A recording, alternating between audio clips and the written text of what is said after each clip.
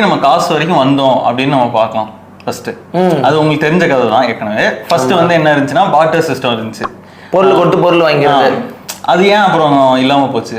எனக்கு தெரிஞ்சு இந்த டிராவலு டிஸ்டன்ஸ் இந்த கடல் தாண்டிலாம் வருவானுங்க. சரி இதை கொஞ்சம் வச்சுக்கிங்க, நான் அடுத்த வாரம் வருவேன், அப்போ அதை கொடுத்து நான் திருப்பி வாங்கிக்கிறேன், ஒரு ரிமைண்டர் மாதிரி. அதுவும் இருக்கு. பக்கத்து வீட்டுக்காரன்ட்டே நம்ம அது வந்து ஒர்க் ஆகாத சிஸ்டம் மாதிரி போயிடுச்சு. இப்போ நான் வந்து சாதம் கொடுக்குறேன், நீ வந்து ஒரு செப்பல் கொடுக்குறேன்னா எனக்கு அந்த மாதிரி விவசாயம் வரல, அரிசி தர முடியலன்னா உனக்கு ஆப்போ வரும், நீ எனக்கு தர மாட்டேன்ல. எனக்கும் செப்பல் இருக்காது, உனக்கும் சோறு இருக்காது. ஒரு கடத்துல சாதம் பெருசா இல்ல செப்பல் பெருசா?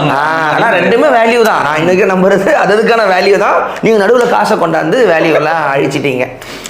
ஆமா. சோ இது ஆமான்றா ஃப்ராட் டாக்ஸிக் பாய்ஸ் இந்த ஃபினான்ஸ். இல்லனா இது வந்துட்டு ஒரு ஃபார்ம் ஆஃப் ஸ்டாண்டர்டைசேஷன் தானே. அதுக்கு ஒரு லிமிட்டட் சப்ளை இருக்கு, அதுக்கு ஒரு வேல்யூ இருக்கு.